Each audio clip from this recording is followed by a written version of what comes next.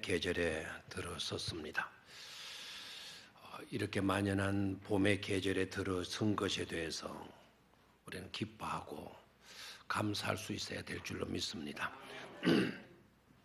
러시아 어느 지역에서는 폭설이 왔고 우리 집 아이들이 지내고 있는 캘거리에는 지금도 눈이 펑펑 한방 눈이 지금 펑펑 쏟아지고 있답니다.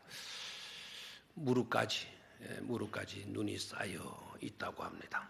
그런데 우리는 활짝 핀 연산홍도 보게 되고 벚꽃도 이제 거의 다 떨어졌지만 벚꽃도 보고 얼마나 좋은 계절에 살고 있는지 모릅니다. 반칠한 씨라고 하는 시인이 계시는데요. 이분이 쓴 봄이라고 하는 시를 이 시간에 잠시 한번 감상했으면 좋겠습니다. 제가 읽어드리도록 할게요. 저 요리사의 솜씨 좀 보게. 누가 저걸 냉동 재료인 줄 알겠나. 푸릇푸릇한 저 싹도 울긋불긋한 저 꽃도 꽝꽝 은 냉장고에서 꺼낸 것이라네. 아른아른 김조차 나지 않는가.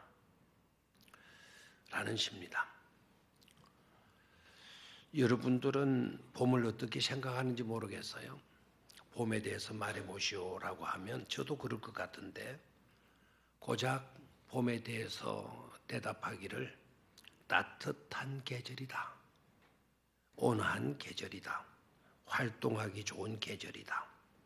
싹이 트고 꽃이 피는 그런 계절이고 벌나비들이 정겨우게 노니는 그런 계절이다. 라는 정도로 밖에 봄에 대해서 대답하지 못할 것 같아요. 그런데 이 시인은요, 봄을 그리고 봄에 피어나는 새싹이나 꽃이나 아지랭이 이런 것들을 그냥 꽃이다, 싹이다, 아지랭이다 라고 말하지 않고 아주 특이한 대단한 요리사가 마치 냉장고에서 꽁꽁 얼어붙어 있는 그런 냉동식품 재료들을 끄집어내 가지고 아주 맛있고 예쁘게 요리하여서 내놓은 아름다운 최고의 밥상과 같은 것으로 묘사하고 있다는 점에 놀라지 않을 수가 없어요. 왜 이 시인은 냉장고라고 했을까요? 냉장고가 뭘까요? 여기에서 겨울이죠, 겨울. 겨울 내내 꽁꽁 얼어붙어 있던 그곳에서 냉동식품 끄집어내 가지고 요리해서 싹 아름다운 꽃, 김이 모락모락 아지랭이에 피어나는 그런 봄을 만들어 냈다는 것 아닙니까? 사실 생각해 보면 겨울은 자연 냉장고, 천년 냉동고라고 해도 과언이 아니겠죠. 그리고 저 요리사의 솜씨 좀 보게 그랬는데 그렇다면 반칠한 씨가 말하는 저 요리사는 누구를 지칭하는 것일까요? 아마 여러분도 쉽게 깨달아지죠. 하나님이죠. 하나님만이 그렇게 하실 수가 있다라는 거. 그래서 반칠한 시인은 봄은 하나님의 놀라운 솜씨를 드러내고 있는 것이다. 하나님의 놀라운 요리 솜씨를 나타내고 있는 것이다. 라고 노래를 한 겁니다. 참으로 감동적인 시가 아닐 수가 없습니다. 여러분 오늘 돌아가실 때는 그냥 돌아가지 마시고 숙제를 다 하나씩 내고 제가 그 옆에 서서 일일이 확인을 하고 제대로 하신 분들만 집으로 돌아가실 수 있도록 하겠어요. 제가 일부 예배 마치고 이 교육관 쪽으로 건너갔는데 그런데 이 교육관 앞에 연산홍 그 입구에 돌 하나 큰 돌이 놓여있고 그게 연산홍 피어있는 거 봤습니까? 그게 깡말라 있던 그곳에 언제 새싹이 더 푸르르게 되었고 이제 보니까 빨간 연산홍이 꽉 피어져 있어요. 오늘이 또 태양이 화사하게 내려비치니까 그 꽃, 빨간 연산홍 꽃이 어떻게 그렇게 예뻐 보이는지 모르겠어요. 오늘은 여러분들이 그곳을 지나가면서 그냥 지나가지 마시고 하나님께서 겨울이라는 냉장고 속에서 끄집어낸 꽃요리 여기 있구나 이렇게 여러분들이 감탄하시고 돌아가셔야 돼요. 제대로 감탄하는 모습이 안 보이면 오늘 저녁 집회까지 집에 돌아가실 생각을 하지 않으면 좋겠어요. 저는 이 시를 국민일보에 기재된 것을 읽으면서 언뜻 이 시를 읽으면서 두 가지 바람이 생겼어요. 그 바람 첫 번째는 이 요리사처럼 우리도 최고의 요리사가 되면 얼마나 좋겠나 하는 그런 바람이 가슴에 자리를 잡았어요. 마치 냉장고에서 냉동식품을 끄집어내서 봄이 되게 하고 새싹이 되게 하고 꽃이 되게 하고 아지랑이가 되게 했던 것처럼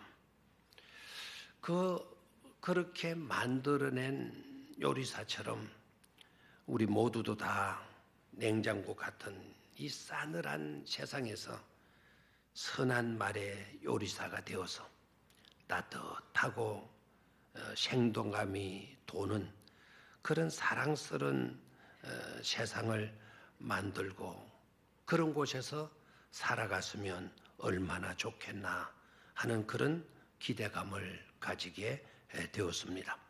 꼭 그렇게 되기를 축원합니다. 그리고 또 하나의 바람이 들었는데 그 하나의 바람은 마니또가 되는 것이에요. 마니또. 이 마니또라고 하는 단어가 좀 생소하게 들리실 분들도 있겠는데 이 마니또라고 하는 말은 자신의 정체를 숨기는 거예요.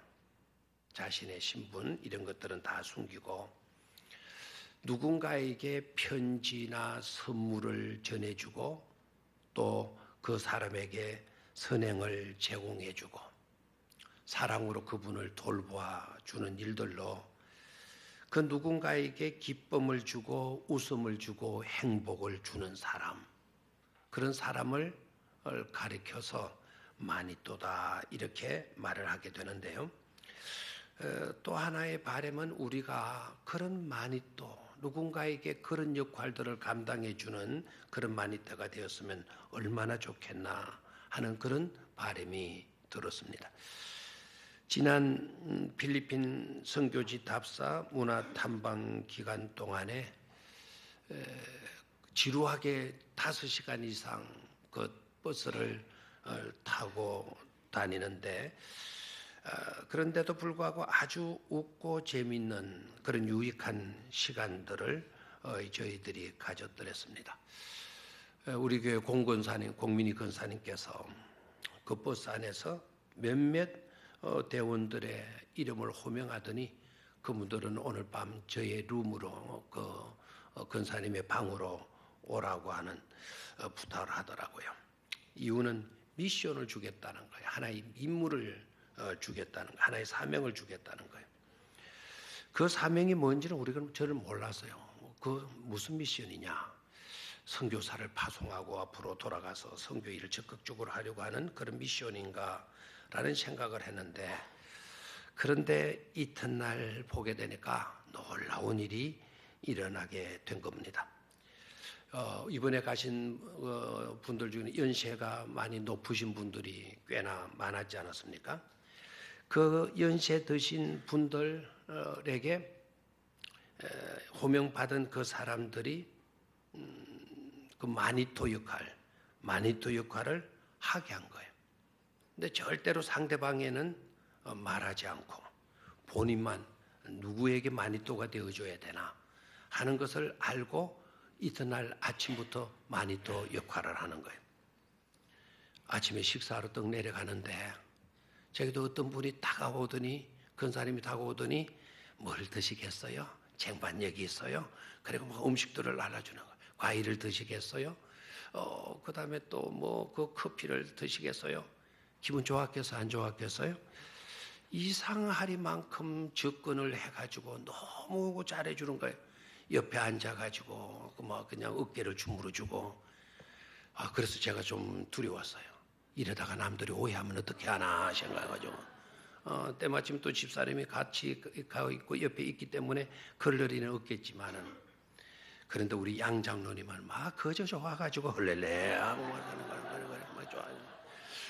근데 또 나중에 또 알았더니 이게 무슨 일인지 몰라요. 근데 연세 드신 분이 나중에 오늘 어땠어요? 아무개가 이렇게 해주니 어땠어요? 라고 물으니까 연세 드신 분 한 분이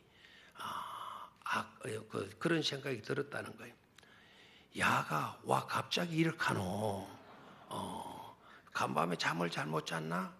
저거 언니도 여와있는데 저거 언니한테는 안 하고 나한테 왜 이렇게하노? 해가지고 해서 한바탕 웃기도 했어요. 느닷없이 와가지고는 애교를 떨고 어깨를 주물러주고 가방을 들어주고 먹을 걸 챙겨주고 웃겨주고 하니까 얼마나 분위기가 좋아졌는지 몰라요. 그래서 이건 정말 좋다. 이거 돌아가서 이번 우리 선교 여행 때만 이거 하지 말고 우리 돌아가서도 이 마니또 운동회 일으켜서 우리 모두가 다 그런 마니또가 되면 얼마나 좋겠나. 교회가 더욱더 다정스러운, 아주 다정당함한 그런 분위기 좋은 교회가 되지 않겠나 하는 그런 이야기도 우리가 나누었어요. 생각해 봅니다. 우리의 삶의 현장에서 최고의 마니또가 계신다면 그분은 누구일까? 우리의 삶의 현장에서 최고의 언어의 말의 요리사가 있다고 하면 그분은 또한 누구일까? 우리의 삶의 현장에서 최고의 마니또가 되시고 지금도 마니또의 역할을 감당하시고 계시는 분은 역시 예수 그리스도이신 줄로 믿습니다. 우리의 삶의 현장에 최고의 선한 말의 요리사가 되어지고 계시는 분도 역시 예수 그리스도이신 줄로 믿습니다. 우리 모두는 그 마니또가 되시는 예수님께, 우리 모두는 그 선한 말의 최고의 셰퍼가 되시는 예수님께 배우고 예수님을 닮고 해서 우리 모두가 다 삶에 있어서나 언어에 있어서나 꼭 그와 같이 되어질 수 있기를 축원합니다. 꼭 그렇게 되어야만 될 줄로 믿습니다. 자, 그러기 위해서 우리는 먼저 본문을 통해서 3가지 교훈을 받을 수 있어야 되겠습니다. 제일 먼저는 20절 우리 같이 읽습니다. 시작. 20절 본문을 보고 삼가 말씀에 주의하는 자는 좋은 것을 얻나니 여호와를 의지하는 자는 복이 있느니라 말씀하셨어요. 삼가 말씀에 주의하는 자는 좋은 것을 얻나니 이렇게 되어져 있어요. 우리가 최고의 마니또가 되고 최고의 선한 말의 셰퍼가 되어지려고 하면 삼가 말씀에 주의하는 자가 되어야 한다라는 거예요. 한번 따라하시기를 바랍니다. 삼가 말씀에 주의하는 자가 되어야 한다.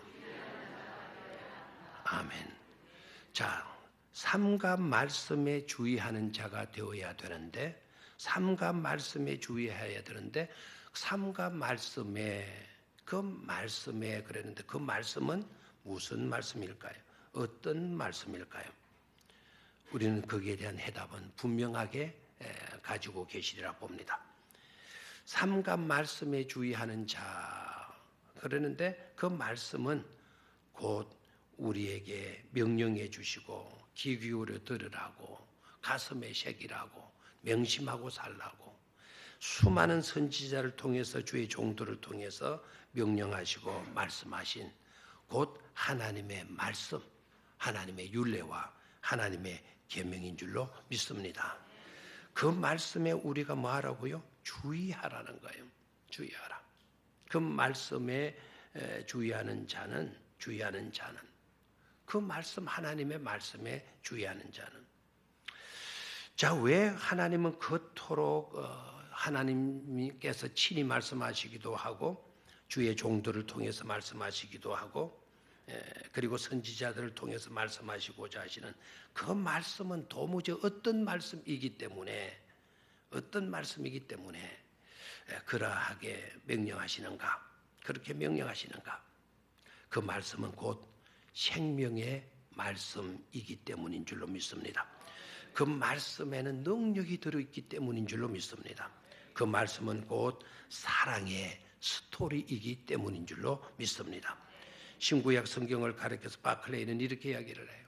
신구약 66권의 성경은 long love story, 하나님의 길고 긴 이야기다, 사랑의 이야기다 라는 정의대로요. 그 말씀은 하나님의 사랑의 이야기이기 때문이고, 그리고 그 말씀은 우리가 마땅히 걸어가야 할 길이 되는 나침반이 되어주기 때문에 그 말씀에 삼가 주의하라고 이렇게 명령하시고 계시는 줄로 믿습니다. 그리고 주의한다라고 했을 때 이 주의한다라는 의미가 뭘까요? 그 말씀, 삼가 말씀에 주의하는 자는 그랬는데, 이 주의한다라고 하는 이 말의 뜻이 뭘까요? 아마 어렴풋이는 여러분이 알겠지만 구체적으로 좀 알 필요성이 있겠습니다. 여기에 주의하라라고 하는 이 말씀의 의미는 금기를 나타내는, 조심해라, 가까이 하지 마라 하는 그런 금기를 나타내는 주의가 아닙니다. 물을 조심해라, 뭐 잔디밭에 들어가지 마라, 뭐 신호를 잘 지키라, 신호에 주의하라, 금기를 나타내는 그런 주의가 아니고, 여기에서 말씀하는 주의는 다른 것에 정신이 분산되지 않도록 해라. 하나님의 말씀에만 정신이 집중되어지도록 해라. 하나님의 말씀에만 concentration, 집중되어지도록 해라. 오직 우리의 삶의 잣대가 되는, 성경은 캐논이라고 그러잖아요. 캐논의 뜻은 잣대라는 뜻이에요. 오로지 우리들이 그냥 아무렇게나 살 것이 아니고 삶의 잣대를 분명히 깨고 그 잣대에 맞추어서 살아가라고 하는 그런 뜻이에요. 그래서 성경은 명심해라, 마음에 새겨라, 지켜 행해라, 가감하지 말아라 라는 말씀으로 말씀을 해요. 그리고 여기에서 주의한다라는 이 말의 뜻은 하나님의 말씀이 조종하는, 그래서 하나님의 말씀으로 조종받는 그런 삶을 살아가라는 의미인 것입니다. 하나님의 말씀에 뭐 하도록 해라? 주의하도록 해라. 그 의미를 깨달을 수 있겠죠. 이제 생명의 말씀에 집중할 수 있게 되기를 축원합니다. 능력의 말씀에 사로잡힐 수 있게 되기를 축원합니다. 하나님의 사랑의 이야기에 감동받고 감격할 수 있게 되기를 축원합니다. 하나님의 말씀이 조종하고 하나님의 말씀의 조종을 받는 그런 삶을 살아가는 성도들이 꼭 되시기를 축원합니다. 그렇습니다. 아름답고 복되게 살아가는 온전한 삶의 비결은 삶을 하나님의 말씀에 주의하는 것에서 시작하는 것임을 우리는 잊지 말아야 하겠습니다.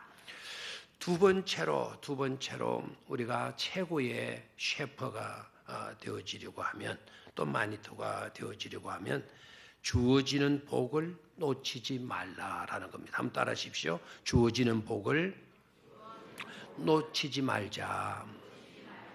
아멘.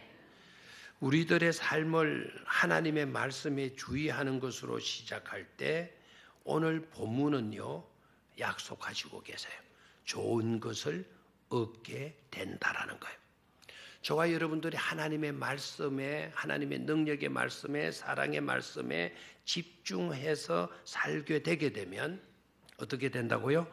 좋은 것을 얻게 된다라고 말씀하고 있어요. 자, 20절을 다시 한번 소리를 내어서 읽죠. 시작. 삼가 말씀에 주의하는 자는 좋은 것을 얻나니 그랬어요. 자, 어떤 것을 얻나니? 좋은 것을 얻나니. 어떤 사람이요? 주의 말씀에 집중하고 사는 사람. 온 마음 흩뜨리지 않고 하나님의 말씀에 집중하고 사는 사람은 어떻게 된다고요? 좋은 것을 얻나니 그랬어요. 그래서 절대로 우리는 말씀에 집중하여 삶으로 인하여서 우리가 받게 되는 얻게 되는 좋은 것, 그것을 놓쳐서는 안 되는 겁니다. 자, 그러면 여기서 말하는 좋은 것은 어떤 것일까? 여기서 말하는 좋은 것, 여기에서 말하는 좋은 것의 의미가요 굉장히 중요한데, 이 단어가 잠언서에 사용되어지는 이 좋은 것이라고 하는 히브리어 단어가 토드라고 하는 단어인데, 이 토드라고 하는 단어가 어디에서부터 사용되어지는 거 하니까 하나님께서 천지를 창조하시는 과정 속에서 하나님의 입에서 그저 뱉어지는 용어 단어 하나가 있었어요. 그게 뭔가 하니까 토도예요. 자, 빛이 있으라 하심에 빛이 있었고 하나님이 보시기에 뭐하였더라? 좋았더라. 좋은 것이 창세기에 나왔던 좋았더라, 토도였더라. 토도라는 단어와 똑같아요. 자, 그렇다면 이 토도라는 것은 어떤 의미를 갖는 것인가? 좋은 것이라는 어떤 것을 말하느냐? 단순히 한 부분적이고 일부분적인 것이 마음에 들었을 때 그거 참 좋다라고 하는 정도의 좋은 것이 아니라는 겁니다. 여기서 좋은 것은 온갖 긍정적인 모든 것을 포괄하는 그런 의미를 갖는 좋은 것입니다. 복되고 선한 그 모든 것들, 그 몽땅 그 모든 것들을 포괄하는 의미를 가지고 있는 단어가 토도예요. 방금 우리가 읽었던 좋은 것이라고 하는 거예요. 좀 더 구체적으로 말씀을 드린다면 영적으로만 잘 되는 것을 말하지 않고 신체적으로 육체적으로도 건강이 증진되어지는 것, 그리고 신체적으로 건강하게 되어지는 것으로 멈추지 않고 물질적인 것에서도 정식이 되어지는 것, 재물이 늘어나고 재산이 늘어나는 그런 것으로 좋은 것을 의미해요. 그리고 마음의 만족과 평안, 그 모든 것이 다 이루어졌다 하더라도 마음의 평안이 없으면 소용이 없잖아요. 그 마음의 평안, 만족까지 포함하고 있어요. 그리고 거기에서 또 멈추지 않아요. 이 좋은 것은 우리가 그 좋은 복을 받음으로 남들에게도 유익이 될 수 있는, 남들에게도 유익이 되는 그 모든 것을 지칭하는 표현으로 사용되는 단어가 토도라고 하는 단어예요. 그러니까 좋은 것을 얻나니, 그럼 아멘이 절로 나와야 되잖아요. 자, 좋은 것을 얻나니, 그 좋은 것이 어떤 것이라? 온갖 좋은 것들, 영적으로, 정신적으로, 신체적으로, 물질적으로, 그리고 이웃들에게도 주어지는 그 엄청난 유익들, 좋은 것들을 다 일컫는 말이에요. 아멘이죠? 자, 그뿐만 아니라 이 토도라고 하는 좋은 것 속에 포함되어지고 있는 것이 바로 뭔가 하니까 20절 끝부분에 좋은 것을 얻나니 여호와를 의지하는 자는 뭐가 있느니라? 복을 얻느니라. 복이 있느니라. 좋은 것이 바로 뭐냐? 그 좋은 것이 주어지게 되어지면서 가장 값진 좋은 것은 여호와를 의지하게 되어진다라는 거예요. 하나님의 말씀에 집중하고 우리가 살게 되게 되면 좋은 것이 우리에게 주어지는데, 좋은 것 중에 최고가 누구를 의지하게 된다? 여호와를 의지하게 된다라는 거예요. 말씀에 집중하면 누구를 의지하게 된다? 하나님을 더욱 의지하게 된다라는 거예요. 자, 역으로 생각해봐요. 말씀을 소홀히 하게 되고, 말씀을 읽지만 정신이 엉뚱한데 분산되어져 있고, 하나님의 말씀을 멀리하게 되어졌다면 우리는 어떻게 돼요? 하나님을 의지하는 일에 있어서 멀어지게 된다라는 거예요. 이게 비극 아닙니까? 하나님과 멀어지는 거 최고의 슬픔이에요. 최고의 안타까움, 최고의 비극이에요. 하나님을 가까이 하는 것이 복이지, 하나님과 멀어지는 것은 화이고 저주인 것임을 우리는 깨달아야 될 줄로 믿습니다. 그래, 여호와를 뭐하게 한다? 의지하게 만들어서 여호와를 의지하게 되게 되면 우리에게 뭐가 있느니라? 복이 있느니라 그랬어요. 자, 여호와를 의지하는 자는 뭐가 있느니라? 복이 있느니라. 여기에 복이 있느니라라고 하는 요 말이요, 히브리어로 옛날에 몇 년 전인지 몰라서 5년 전인지 3년 전인지 작년인지 재작년인지 모르겠는데 우리 교회에 한때에 표가 있었어요. 아시레요 있었죠?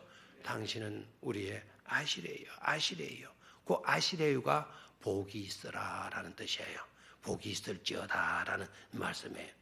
자, 복이 있느니라. 뭐가 된다는 거죠? 아시레요가 된다는 겁니다.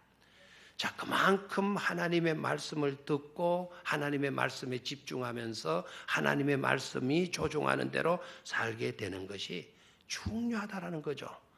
중요한 것을 잊지 말고 선한 말에 꼭 셰퍼가 되시고 마니토가 되시기를 주의 이름으로 축원합니다. 자, 세 번째로 선한 말은 우리가 좋은 마니토가 되고 셰퍼가 되기 위해서 우리가 명심해야 될 것은 선한 말은 꿀송이 같아서라는 이 구절이에요. 20절에 나오죠. 선한 말은 뭐와 같아서? 꿀송이 같아서. 24절에 나오죠. 선한 말은 꿀송이 같아서 마음에 달고 뼈에 양약이 되노니라. 자, 이 구절에서 우리가 깨달아야 될 것은 이 구절이 말씀하는 메시지가 있는데 그 메시지가 뭔가 하니까 이 속에 우리들이 감당해야 될 본분이 있다라는 거예요. 인간의 본분이 있다라는 겁니다. 어떤 본분이냐라는 것을 생각하면 선한 말은 꿀송이 같아서라고 하는 그 말씀 속에서 깨달을 수가 있게 돼요. 선한 말은 뭐 같다 그랬습니까? 꿀송이 같다. 자, 많고 많은 말 중에 말을 설명하기 위해서 비유를 하는데 꿀송이에다가 비유를 하고 있어요. 그러면 꿀송이에 대한 무슨 의미가 있기 때문에 아니겠어요? 선한 말, 영어로는 present words라고 되어 있어요. 유쾌한 말, 즐거운 말, 착한 말뿐만 아니라 즐거운 말, 유쾌하게 만드는 그런 말들은 뭐와 같다? 꿀송이와 같다 그랬어요. 그럼 꿀의 특징을 생각해 봐요. 꿀의 특징은 어떤 것이죠? 꿀은 첫 번째로 뭐하다? 달다는 거예요. 달다. 사람들은 다 뭐 어떤 것을 좋아하죠? 단 거를 좋아해요. 그래서 음식점에 가서 음식 먹고 나오면서 여러분, 이 집 음식 맛있던데? 또 어떤 집에 들어가서 추어탕을 먹고 나오는데 추어탕이 약간 비린내 나잖아요. 근데 막 맛있던데? 근데 맛있다라고 말하는 그 집에 가서 먹어보게 되면 추어탕이 약간 단맛이 있어요.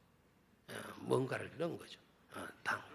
단맛만 하면 사람들이 다 와다 맛있다. 떡도 밋밋한 아무것도 않은 그런 떡. 맛없다. 그리고 떡 맛있더라. 그러면 약간 뭐가 들어가 있는 거예요?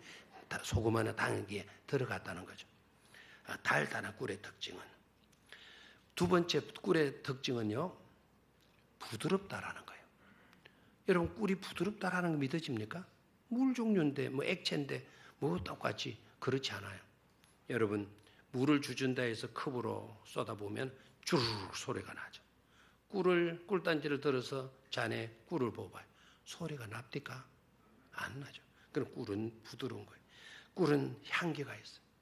벌들이 꽃가루를 그리고 꿀심에서 꿀을 따가지고 와서 모은 것들이기 때문에 향이 좋다는 게 특징이에요. 뿐만 아니라 꿀은요, 온갖 생명을 유지하는데 필요한 모든 영양분이 들어있다라는 거예요. 그래서 종합 영양제가 되는 것이 꿀이라는 겁니다.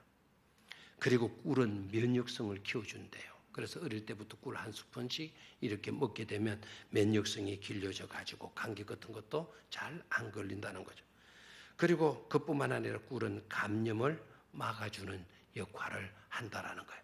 그래서 꿀을 상처에 발라도 이것이 감염되지 않도록, 세균에 감염되지 않도록 하는 그런 역할을 갖고 있다는 겁니다. 얼마 전에 뉴스에 이집트 투탕카멘이라고 하는 유명한 왕이 있는데요. 저는 1990년대인가 이곳을 방문한 적이 있었어요. 성지순례를 갔다가 애굽에서 이 투탕카멘 무덤은 으리으리해요. 그리고 그 무덤은 신비로움을 갖고 있어요. 불가사의한 무덤이라고도 알려져 있어요. 그 무덤에서 수많은 유물들이 발굴이 되어졌는데 그 투탕카멘의 무덤을 그거를 뚫고 들어가는 것이 거의 불가능하다. 뚫고 들어가서 보니까 큰 돌바위 속에 무덤이 들어있는데 거기에 투탕카멘 왕 시신이 들어있는 관이 들어가 있는데 들어가는 입구는 우리 한 60cm 되는 수계만이 들어갈 수 있는 문이 달려 있었고 그 문 안에 이제 그 관이 놓여 있는데 그 관 옆에 수많은 그 안에 집어넣었던 부속품들이 들어 있었다는 거예요. 그런데 더 놀라운 거는 그 바위에 뚫어가지고 문을 만들고 집어넣는데 그 관의 크기가요. 이 문으로 들어갈 수가 없는 관이었대요. 근데 그 관을 어떻게 집어넣는지 그리고 양옆에는 돌벽인데 돌벽과 관 사이의 거리가 불과 20cm밖에 안 됐대요. 그럼 어디로 그 관을 집어넣은 건지 그게 아직도 불가사의라고 하는데요. 그 가운데 여러 그 부장품들이 들어 있었는데 그 가운데 특이한 것이 나왔어요. 그게 바로 뭐였는가 하니까 꿀단지가 나온 거예요. 꿀단지가. 단지 안에 꿀이 가득 채워진 꿀단지가 나왔는데 그런데 놀라운 거는 그 꿀단지가 거기에 들어가 있다라는 거는 이집트 사람들은요 내세를 믿거든요. 이 생으로 모든 것이 끝나는 것이 아니다. 내세가 있다. 그래서 내세에 필요한 모든 것들을 이제 다 무덤 안으로 넣어주는 거예요. 그러면 꿀이 이 땅에서만 유용한 것이 아니고 어디에서 유용하다? 내세에서도 뭐가 필요하다? 꿀이 필요하다. 그래서 꿀단지를 넣어 놓았다는 점이고 또 더 놀라운 거는 그 꿀이요 3200년이 지나온 이 시점에도 그 꿀이 줄어들거나 변하지 않았다라는 거예요. 이러면 좀 놀라야 되는데 이러면 전부지 놀라지를 않아요. 3200년, 30년도 아니고 300년도 아니고 3200년 동안 지났는데 그 꿀이 변질되지 않고 먹을 수 있다라는 거예요. 자, 오늘 본문 24절에 선한 말은 뭐 같아서? 꿀송이 같아서. 그렇다면 우리의 언어 생활이 우리가 언어의 선한 말의 셰퍼가 어떤 셰퍼가 되어져야 되는가 하는 것을 깨달을 수가 있죠. 우리의 입에서 나오는 모든 말들이 다 그런 꿀송이와 같아야 된다는 메시지 아니겠습니까? 달콤한 말, 단만 짜증내고 찡그리게 하는 그런 말들 아니고 그리고 남의 마음을 탁탁 찌르고 탁탁 쏘는 한마디 뱉어도 이제 뱀의 독을 머금고 내뱉는 그와 같은 말들 아니라 부드러운 말이어야 된다는 거죠. 남에게 고통을 주고 아픔을 주는 그런 말들이 아니고 상처를 치료해 줄 수 있는 그런 말들, 면역성을 키워줄 수 있는 그런 말들 해줌으로 온갖 세상 가치관에 이단 사설에 유혹되지 않고 면역성을 잃어버려서 감염되지 않고 그들을 지켜줄 수 있는 그런 말들 할 수 있어야 된다는 거 아니겠습니까? 희망을 줄 수 있는 말, 활력을 주는 말, 촌철살인이 아니고 촌철활인, 사람을 살리는 그런 말, 한마디 말이라도 그런 말을 할 수 있어야 된다는 거예요. 뼈의 양약이 될 수 있는 그런 말들을 우리는 해야 될 줄로 믿습니다. 비방의 말 됩니까? 안 됩니까? 부정적인 말 됩니까? 안 됩니까? 회의에 들게 만드는, 시험에 들게 만드는 그런 말들 됩니까? 안 됩니까? 대답해요. 험담 됩니까? 안 됩니까? 악담 됩니까? 안 됩니까? 유언비어 됩니까? 안 됩니까? 무익한 말, 비생산적인 말, 아무짝에도 쓸모없는 그런 말들, 비생산적인 말들 하면 되겠어요? 안 되겠어요? 자기 축적으로 자기 의견대로 말하는 말 된다 안 된다? 안 된다라는 거예요. 세계 제2차 대전 때 미국이 일본에게 최후 통첩을 보냈어요. 항복해라. 항복하지 않으면 우리가 원자탄을 투하하겠다. 최후 통첩을 보냈어요. 일본 내각이 모여가지고 그것 때문에 의논들을 하는 거예요. 항복하자 안 된다. 항복하자 안 된다. 막 의논이 분분해서 마라톤 회의를 계속해서도 결론이 나지 않았어요. 그래서 다음으로 미뤄서 의논하자고 해서 연기를 하고 회의를 마치고 나오는데 바깥에 기자들이 막 운집해 있었어요. 막 기자들이 막 우르르 몰려들더니 그 내각의 의회 회의를 맡았던 분에게 가서 어떻게 하겠습니까? 항복하겠습니까? 항복합니까? 라고 물으니까 그런 것은 생각도 없어. 그런 것은 그렇지는 않을 거요. 그 의장이 자기 생각으로 그렇게 해버렸어요.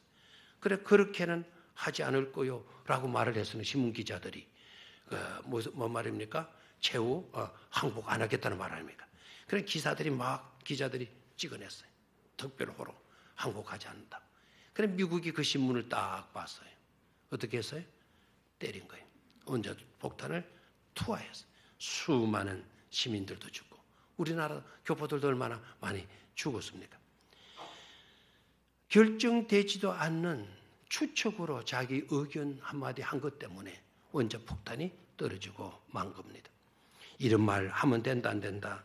안 된다. 짐작으로 느낌으로 자기 판단으로 함부로 결론 짓고 말하는 거 그거 좋지 않다라는 거. 유명한 심리학 찌글러 박사가 이름도 참 좋죠. 찌글러 박사가 한 번은 길을 가다가 옛날에 제가 이야기 들려준 적이 있어요. 길을 가는데 길거리에다가 어느 젊은이가 연필을 쭉 늘어놓고 그 다음에 옆에 팻말 하나 딱 세워놨는데 1불의 연필을 가지고 가라고. 그리고 이제 거지하는 거예요. 근데 수많은 사람들이 지나가면서 일부러 넣어주는데 연필은 갖고 가지를 않는 거예요. 보태서라. 내가 가지고 가면 또 연필 네가 구해야 되지 않냐. 그래서 네가 그냥 연필 그대로 두고 일부만 네가 받아라. 해서 그렇게 지나간 거예요. 그런데 찌글러 박사도 그 길을 지나가다 그 문구를 보고 일부를 넣고 막 지나가려고 하는데 딱 생각이 드는 거예요. 이건 아니지. 그래서 다시 그 연필을 주워서 딱 쥐고 돌아가려고 하면서 웅크리기는 젊은이에게 말을 합니다. 여보게 자네, 나는 당신에게 일부를 주었고 당신이 가지고 있는 연필을 내가 가지게 되었네. 자네는 나에게 장사한 거네. 장사한 거네. 너도 나처럼 비즈니스네. 나도 사업을 하는 사람인데 돈을 주고 너는 나에게 이 연필을 팔았어.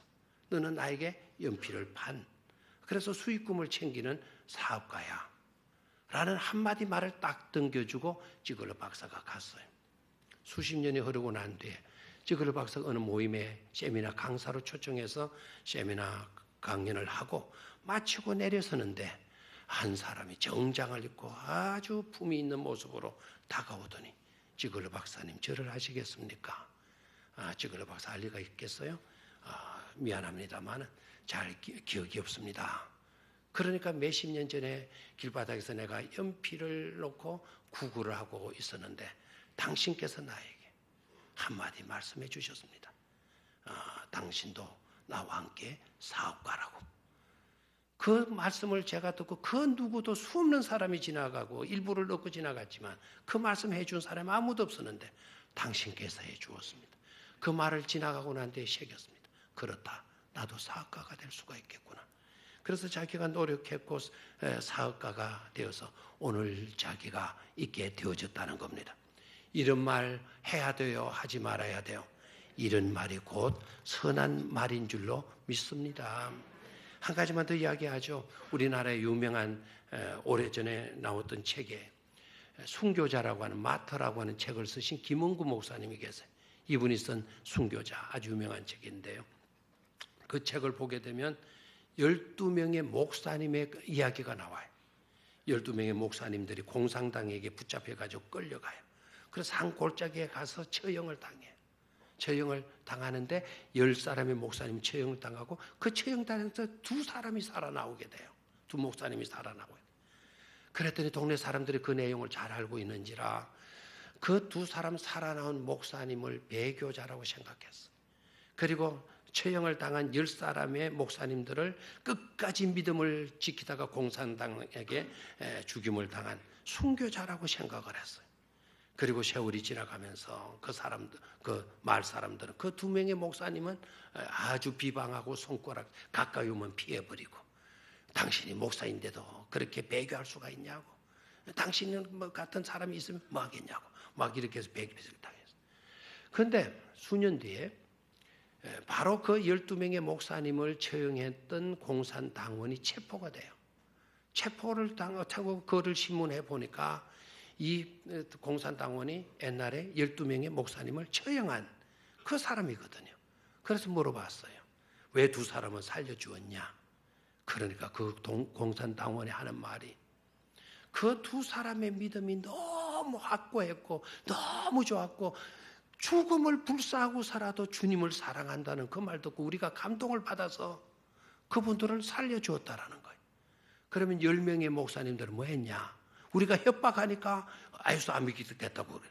이 가짜 배기들 이런 건 있어도 소용없다 해가지고 꼴 보기 싫어가지고 다 총사 죽여버렸다는 거예요. 이 이야기가 밝혀졌어요. 마을 사람들이 어떻게 생각해요? 아니 10사람들은 최고의 순교자인 줄 알았고 두 사람은 배교자인 줄 알았더니 오히려 두 사람이 진짜 배기 믿음의 사람들이라는 걸 깨닫고 미안한 생각을 가지게 되었죠. 그래서 그 두 사람의 목사님 찾아가서 왜 당신은 그런 말을 진작 안 해주느냐고, 왜 한마디 변명이라도 했어야지 왜 안 했느냐고. 그랬더니 2명의 목사님 뭐라는 줄 알아요? 우리가 그 말을 하게 되면 10사람의 목사님들이 아주 나쁜 목사님 되고 여러분들은 그 10사람의 목사님들을 욕하고 비방하지 않았겠습니까? 이 2명의 목사 누가 진짜 순교자냐 이거죠.